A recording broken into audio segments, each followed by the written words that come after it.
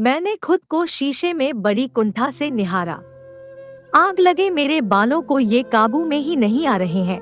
और भाड़ में जाए कैथरीन कैवेना, जो अचानक बीमार पड़ गई और मुझे मुसीबत में डाल दिया। कहाँ तो मुझे अगले हफ्ते होने वाले फाइनल पेपरों की तैयारी करनी चाहिए और कहाँ मैं अपने बालों को सुलझाकर संवारने के लिए पागल हुई जा रही हूँ। मुझे इन गीले बालों के साथ नहीं सोना चाहिए। मैंने इस बात को मंत्र की तरह रटते हुए एक बार फिर से ब्रश चलाया। फिर मैंने शीशे में हल्के पीले रंग की भूरे बालों वाली लड़की को देखा, जो अपने चेहरे से कहीं बड़ी नीली आंखों के साथ मुझे ही घूर रही थी। मैंने भी उसे देखकर आंखें गोल घुमाई और हार मान ली। बस यही चारा बचा था कि बालों को पोनीटेल में बांध लिया जाए ताकि वे कम से कम दिखने लायक तो हो जाएं। केट यानी कैथरीन कैवेना मेरी रूममेट है और उसने भी फ्लू का शिकार होने के लिए आज का ही दिन चुना। इसी वजह से वह उस इंटरव्यू के लिए नहीं जा पा रही, जिसकी तैयारी काफी समय से चल रही थी। वह अपने स्टूडेंट न्यूज़पेपर के लिए किसी मेगा उद्योगपति टाइकून का इंटरव्यू लेना चाहती थी। वैसे मैंने आज तक उस इंसान के बारे में कुछ नहीं सुना था। आज मैं अपनी मर्जी से केट का यह काम करने जा रही थी। फाइनल पेपर सिर पर है, निबंध निपटाना था और आज दोपहर काम पर भी तो जाना था, पर नहीं, आज तो मुझे 165 मील की ड्राइविंग करके सिएटल जाना है ताकि ग्रे इंटरप्राइजेज होल्डिंग इंक के रहस्यमय सीईओ से मुलाकात हो सके।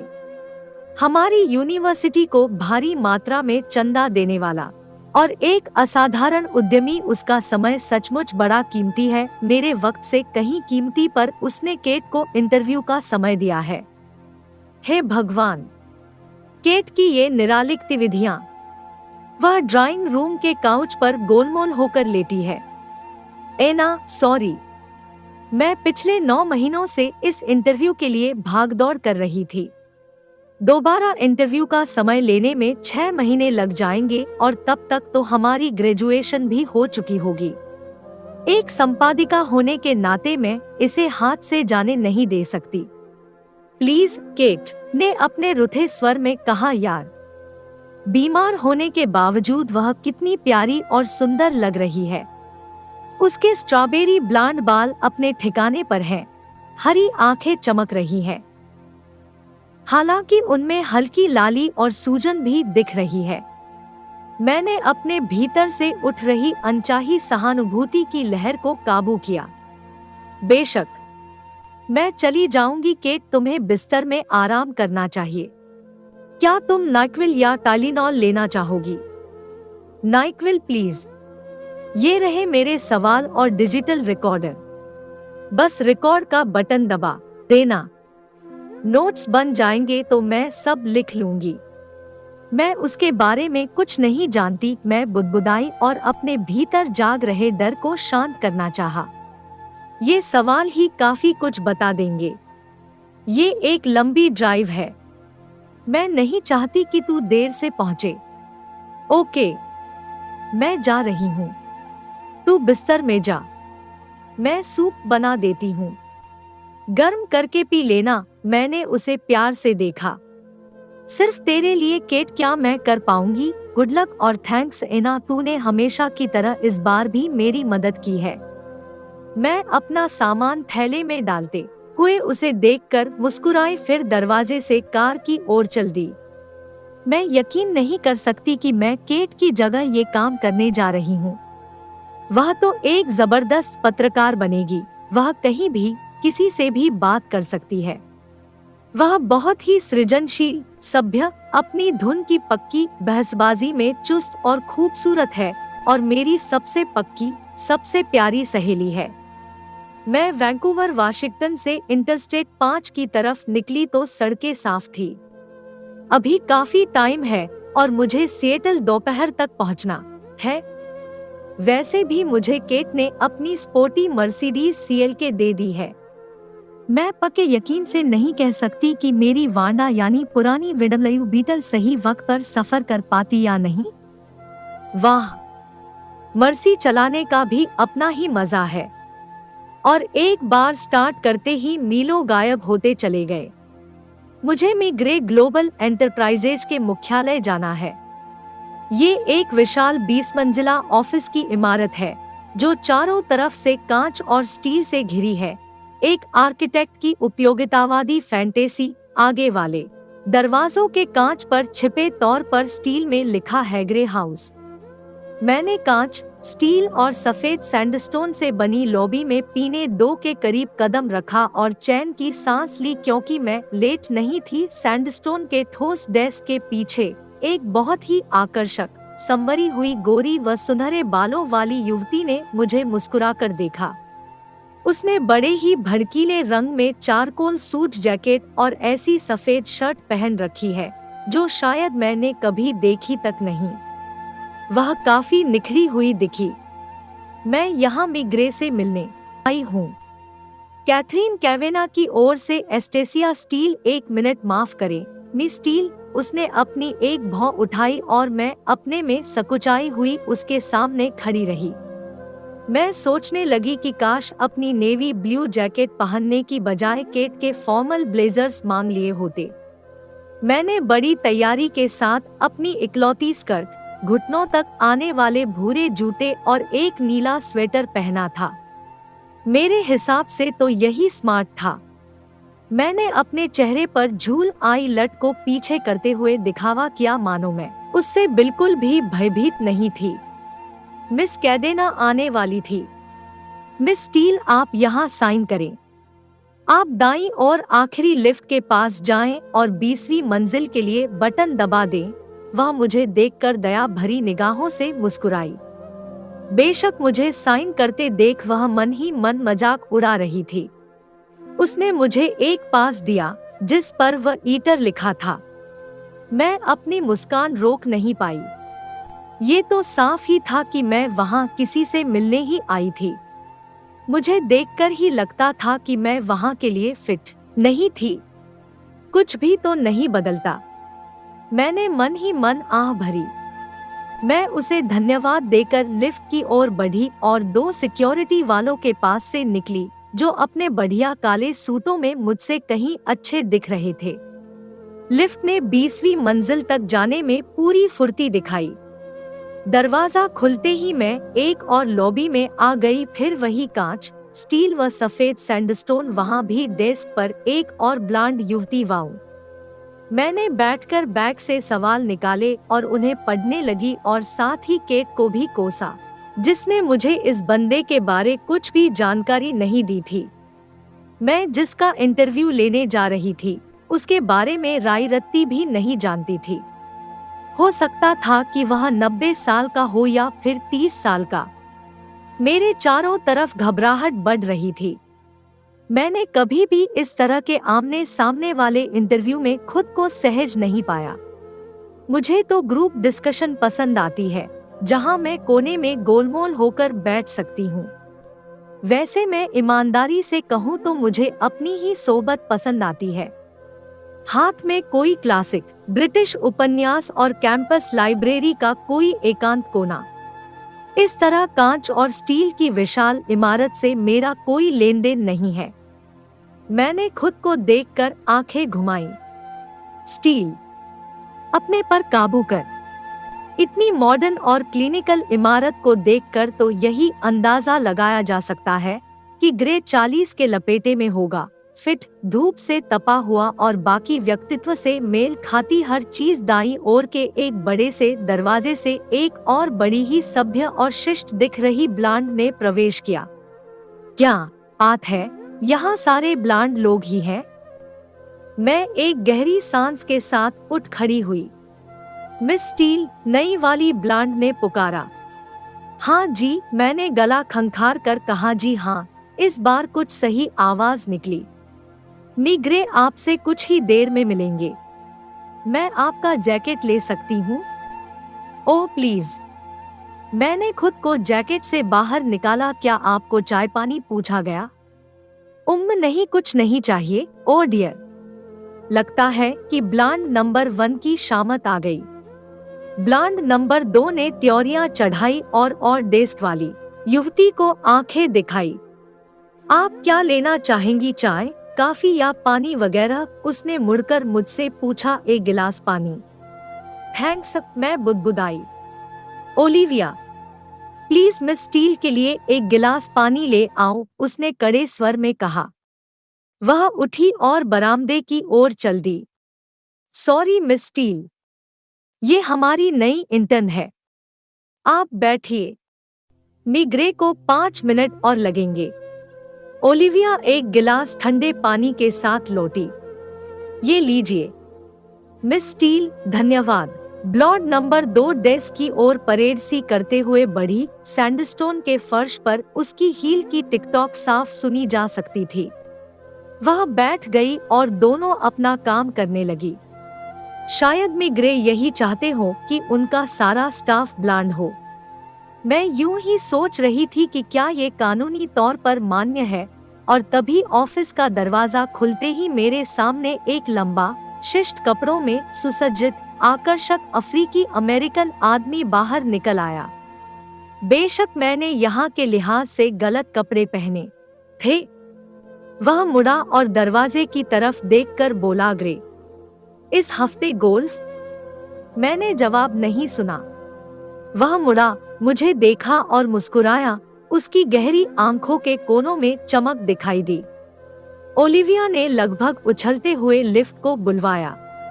शायद वह बार बार सीट से उछलने के हुनर में परफेक्ट थी। वह तो मुझसे भी ज्यादा घबराई हुई लग रही थी। गुड आफ्टरनून लेडीज, उसने कहा और स्लाइडिंग दरवाजे से बाहर चला गया। मिग्रे आपसे मिलेंगे, मिस स्टील।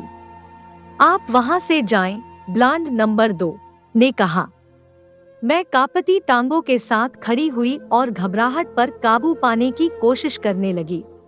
मैंने बैग समेटा, पानी का गिलास वहीं छोड़ा और हल्के खुले दरवाजे की ओर बढ़ी। आपको खटखटाने की जरूरत नहीं है, सीधे चली जाइए। वह बड़े ही दयाभाव से मुस्कुराईं। मैंने धकेलकर दरवाजा खोला और अपने ही पैरों में उलझकर ऑफिस में जा गिरी। हो गया कबाड़ा, मैं और मेरे 2 खुले पांव। मैं मिग्रे के ऑफिस के दरवाजे पर हाथों और घुटनों के बल हूँ और 200 में हाथ मुझे उठने के लिए सहारा दे रहे हैं। मैं तो शर्म के मारे जमीन में ही गड़ गई। लानत है मेरी बेकली पर। मुझे हिम्मत करके नजरें उठानी पड़ी। अरे, ये तो कितना जवान है। मिस कैवेना, मैं उठ गई तो उसने लंबी लंबी अंगुलियों वाला हाथ मेरी ओर करते हुए कहा, मैं क्रिस्टियन ग्रे हूँ। क्या आप ठीक हैं? क्या आप बैठना चाहेंगी? कितना जवान, आकर्षक, दिलकश। वह काफी लंबा है, एक फाइन ग्रे सूट को सफेद कमीज और काली टाई से पहना हुआ है। गहरे तांबई रंग के बाल और गहरी भूरी आंखें जो मुझे ही देख रही है। मुझे अपनी खोई आवाज लौटाने में 1 मिनट लग गया। ओफ, सच्ची, अगर ये बंदा 30 से ऊपर का हुआ तो मैं अपना नाम बदल दूंगी। मैंने बेसुधी में ही उससे हाथ मिलाया। हमारी अंगुलियां आपस में मिली तो पूरे शरीर में एक सनसनी सी दौड़ गई। मैंने झट से शर्मिंदा होकर अपना हाथ हटा लिया। मेरी आंखों की पलकें लगातार फड़फड़ा रही थी और दिल तेजी से भाग रहा था। मिस कैवेना नहीं आ सकी, इसलिए उन्होंने मुझे भेजा है। उम्मीद करती हूँ कि आप बुरा नहीं मानेंगे, मिग्रे। और आप? उसकी आवाज की गर्माहट से भावों का अंदाजा नहीं लगाया जा सकता था। वह थोड़ा सा ध्यान दे रहा था और काफी विनम्र भी लगा। Annastacia steel. मैं केट। कैथरीन। मिस कैवेना के साथ WSU वैंकूवर में इंग्लिश लिटरेचर पढ़ रही हूँ। ओह अच्छा, उसने सादगी से कहा। मुझे लगा कि शायद उसके चेहरे पर हल्की सी मुस्कान भी थी, पर पक्के तौर पर कुछ नहीं कह सकते। क्या आप बैठना पसंद करेंगी? उसने एल के आकार में बने सफेद चमड़े के काउच की ओर इशारा किया। उसका ऑफिस एक आदमी के लिहाज से काफी बड़ा था। सामने लंबी लंबी खिड़कियां थी और एक आधुनिक किस्म का ऐसा मेज था जिस पर 6 लोग आराम से खाना खा सकते थे। गहरे रंग का यह मेज काउच के पास पड़े कॉफी टेबल से मेल खाता था। इसके अलावा बाकी सब कुछ सफेद रंग में था। दरवाजे के पास वाली दीवार पर बना मोज़ेक देखने लायक था। करीब 36 पेंटिंग्स चौरस आकार में लगी थी। वे चित्र इस तरह रंगे गए थे कि दूर से देखने पर तस्वीरों जैसे दिखते थे। उन्हें एक साथ देखने का मजा ही कुछ और था। एक स्थानीय कलाकार टन्रोटोंग्रे ने मेरी नजरों को वहां मंडराते देखकर कहा, ये तो बहुत सुंदर है। आम को भी खास बनाकर पेश किया है। मैं बुदबुदाई और मेरा ध्यान उसकी ओर चला गया। उसने अपनी गर्दन एक ओर करते हुए मुझे देखा। मिस स्टील, मैं आपकी बात से सहमत नहीं हूँ। उसकी आवाज मुलायम थी और पता नहीं क्यों पर मैं शर्माने लगी। पेंटिंग्स के सिवा बाकी ऑफिस ठंडा, साफ और क्लिनिकल सा दिखता था। मैं सोच रही थी कि क्या इस ऑफिस से उस इंसान का व्यक्तित्व झलकता था जो इस समय मेरे सामने वाली कुर्सी में धंसा बैठा था। मैंने अपना रह हिलाया और बैग से केट के सवाल निकालने लगी। सके बाद बैग से डिजिटल रिकॉर्डर निकाला और अपनी पूरी बेहाली के साथ उसे 2 बार मेज पर गिरा बैठी। मिग्रे ने कुछ नहीं कहा। वे इंतजार करते रहे और मैं शर्मिंदा होते हुए लजाती रही। जब मैंने उनकी तरफ ताकने की हिम्मत की तो वे मुझे ही देख रहे थे। एक हाथ आराम से गोद में था और दूसरा चिबुक पर टिका था। उनकी तर्जनी होठों पर थी। मुझे लगा कि वे मुस्कान दबाने की कोशिश में थे। मैं अकबका गई। मैं इन चीजों की आदी नहीं हूँ। आप तसल्ली से तैयारी करें, मिस स्टील, वे बोले। अगर मैं आपके जवाब रिकॉर्ड कर लूं तो आप बुरा तो नहीं मानेंगे? आप इतनी मुश्किल से टेप रिकॉर्डर सेट करने के बाद मुझसे ये बात पूछ रही है। मैं शर्मा गई। वह तो मुझे चिढ़ा रहा था। मैंने कम से कम यही मान लिया। मैंने पलकें झपकाई, हालांकि समझ नहीं आ रहा था कि क्या जवाब दूं, और शायद फिर उसे मुझ पर दया आ गई और उसने कहा, नहीं, मुझे बुरा नहीं लगेगा। क्या केट यानी मिस कैवेना ने आपको बता दिया कि इंटरव्यू किसके लिए है? हाँ, इस साल में ही ग्रेजुएशन समारोह में डिग्रियां देने वाला हूँ, इसलिए इसे स्टूडेंट न्यूज़पेपर के ग्रेजुएशन संस्करण में डाला जाएगा। ओह, मेरे लिए तो ये खबर है। मैं कुछ पल के लिए इसी सोच में खो गई कि वह इंसान मुझसे मुश्किल से 5-6 साल बड़ा होगा। वह एक सफल इंसान होने के नाते मुझे डिग्री देने का हक रखता है।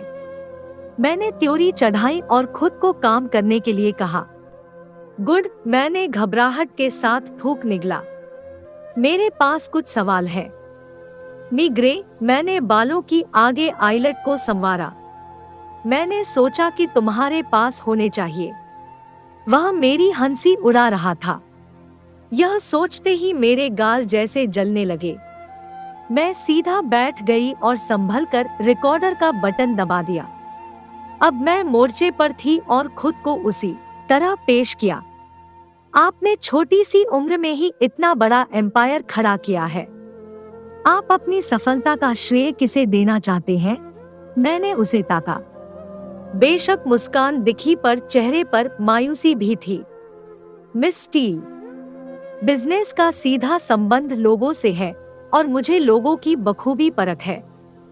मुझे पता है कि उन्हें क्या पसंद है, क्या नापसंद है। वे क्या चाहते हैं, उनकी प्रेरणा क्या है या उनसे काम कैसे लिया जा सकता है। मेरे पास एक असाधारण दल है और मैं उन्हें अच्छा पुरस्कार भी देता हूँ। वह रुका और मुझे अपनी भूरी आंखों से पल भर के लिए पूरा। किसी भी स्कीम में सफलता पाने का एक ही मंत्र है कि आपको उसके बारे में छोटी से छोटी और बड़ी से बड़ी बात की जानकारी होनी चाहिए।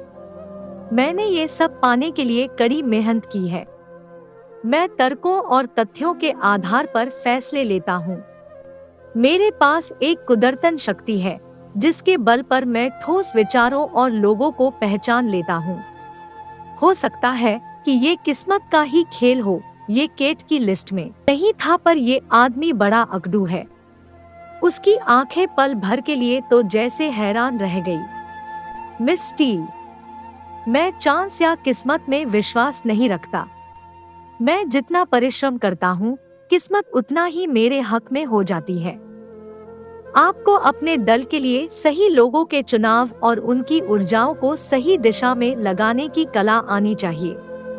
शायद हार्वे फायरस्टोन ने कहा था, लोगों की वृद्धि और विकास ही नेतृत्व के लिए आवश्यक है। आप तो एक नियंत्रित करने वाले सनकी जैसे लगते हैं। इससे पहले कि मैं खुद को रोक पाती, मुंह से शब्द निकल ही गए। ओह मिस स्टील, मैंने सब कुछ काबू में रखने का अभ्यास किया है, उसने चेहरे पर हास्य लाए बिना कहा। मैंने ऊपर देखा और जैसे मेरी नजर बंद कर रह गई। दिल की धड़कन तेज हो गई और पसीने छूटने लगे। वह मुझे पर ऐसा असर क्यों छोड़ रहा है?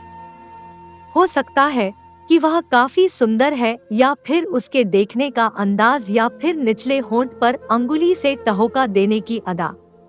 काश वह ऐसा न करता। वैसे भी जब आप मान कर चलते हैं कि आप में नियंत्रण की क्षमता है, तो अपने आप बल आ जाता है।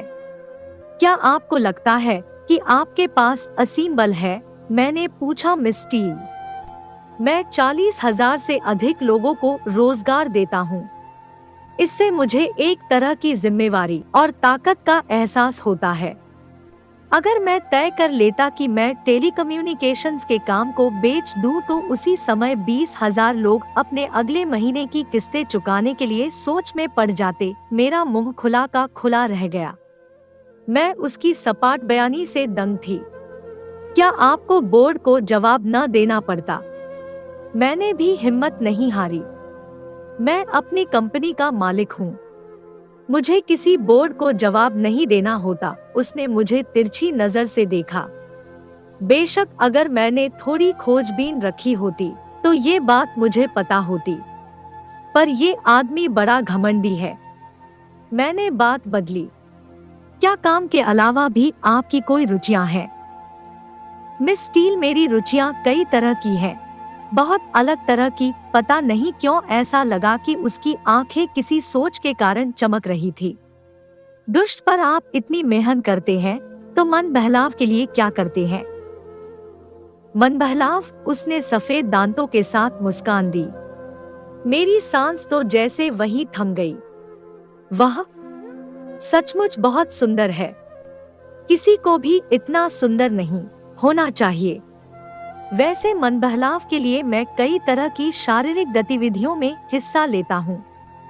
हवाई जहाज उड़ाता हूँ। वह अपनी कुर्सी में करवट बदलकर बोला, मिस स्टील, मैं एक पैसे वाला आदमी हूँ और मेरे शौक भी काफी खर्चीले हैं। मैंने झट से केट के सवालों पर नजर मारी, क्योंकि मैं इस विषय को बदलना चाहती थी। आपने निर्माण में निवेश किया है, कोई खास कारण? मैंने पूछा। वह मुझे इतना बेचैन क्यों बना रहा था? मुझे चीजें बनाना पसंद है और मुझे पता है कि वे कैसे काम करती हैं, कैसे उन्हें बनाया या बिगाड़ा जाता है। मुझे पानी के जहाज भी पसंद है। और क्या कहूँ, ऐसा लगता है कि आप तर्क और तथ्यों की बजाय दिल से सवालों के जवाब दे रहे हैं। उसने हैरानी से मुझे देखा। हो सकता है। हालांकि कई लोग तो ये भी कहते हैं कि मेरे पास दिल है ही नहीं। वे ऐसा क्यों कहेंगी? क्योंकि वे मुझे अच्छी तरह जानते हैं। उसने होठों से एक टेढ़ी सी मुस्कान दी। क्या आपके दोस्तों के हिसाब से आपको जानना आसान है? मैं यह सवाल पूछते ही पछताने लगी, क्योंकि ये तो केट की लिस्ट में भी नहीं था। मिस स्टील, मुझे अपनी प्राइवेसी पसंद है और मैं अक्सर इतनी आसानी से इंटरव्यू भी नहीं देता। मुझे अपनी गोपनीय बातें दूसरों के साथ बांटना पसंद नहीं है। तो आपने इसके लिए हामी क्यों दी? क्योंकि मैं यूनिवर्सिटी को चंदा देता हूँ और लाख चाहने पर भी मिस कैवेना से पीछा नहीं छुड़ा सका। वह लगातार मेरे PR वालों को कोचती रही और मुझे ऐसी लगन अच्छी लगती है। मैं जानती थी कि केट इन मामलों में कितनी अड़ियल थी। तभी तो आज मैं इस आदमी की घूरती निगाहों के बीच बैठी खुद को असहज पा रही थी, जबकि इस समय तो मुझे अपने पेपरों की तैयारी करनी चाहिए थी। आपने खेती-बाड़ी की तकनीकों में भी पैसा लगाया है। आपने इस क्षेत्र में निवेश क्यों किया? हम पैसा नहीं खा सकते। मिस स्टील, इस ग्रह पर बहुत से लोग ऐसे हैं जिन्हें 2 वक्त की रोटी भी पेट भरकर नहीं मिलती। ये तो बड़ी ही दरियादिली है। क्या सचमुच आप दुनिया के गरीब भूखों का पेट भरना चाहते हैं? उसने कंधे झटके। ये तो बिजनेस है, पर मुझे तो इसका कोई वित्तीय लाभ होता नहीं दिख रहा था। साफ था कि ये उसके आदर्शों में से एक था। क्या आपकी कोई फिलॉसफी है? अगर है तो क्या है? मेरी अब तक कोई फिलॉसफी नहीं है। हो सकता है कि कार्नेगी का नियम मेरे लिए आदर्श का काम करता हो। जब कोई व्यक्ति अपने मन को पूरी क्षमता के साथ संभालने की योग्यता रखता है, तो वह किसी भी चीज को अपने वश में रख सकता है। मैं भी कुछ ऐसा ही हूँ। मुझे खुद पर और आसपास की चीजों पर नियंत्रण रखना पसंद है। क्या आप सभी चीजों को अपने वश में रखना चाहते हैं? हाँ, काफी हद तक कह सकते हैं। ऐसा लगता है कि कोई उपभोक्ता बोल रहा हो। हाँ, मैं वही हूँ। वह मुस्कुराया, पर उसकी मुस्कान होठों के कोनों तक नहीं पहुँची। कितनी हैरानी की बात है कि ये इंसान दुनिया के सारे भूखों को खाना खिलाने की बात करता है। मैं तो उसके रहस्यमय अंदाज में खोकर भूल ही गई कि हम बात किस विषय में कर रहे थे। मैंने थूक निगला। कमरे का तापमान बढ़ रहा है, या फिर शायद मेरे साथ ही ऐसा हो रहा है। मैं चाहती हूँ कि बस अब ये इंटरव्यू खत्म हो जाए। बेशक केट के लिए काफी सामग्री हो गई है। मैंने अगले सवाल पर नजर मारी। क्या आपको गोद लिया गया था? आपको क्या लगता है कि इस बात का आपकी परवरिश पर कितना असर पड़ा हो? ये तो बड़ी व्यक्तिगत बात है। मैंने उसे घूरा और उम्मीद की कि उसे बुरा नहीं लगा होगा। उसकी भौहें सिकुड़ गई थी। मेरे पास जानने का कोई तरीका नहीं है। जब आपको गोद लिया गया तो आपकी उम्र क्या थी, मिस स्टील? ये तो सभी जानते हैं। उसका सुर कड़ा था। कबाड़ा? हाँ, बेशक। काश मुझे भी पता होता। मैं तो उसका इंटरव्यू ले रही थी। मुझे थोड़ी खोजबीन करके आना चाहिए था। मैं झट से अगले सवाल पर आ गई। आपको अपने काम के लिए पारिवारिक जीवन का त्याग करना पड़ा होगा? ये तो कोई सवाल नहीं है। सॉरी, ऐसा लगता है कि वह मुझसे किसी ऐसे बच्चे की तरह पेश आ रहा है जिससे बार बार गलती हो रही हो।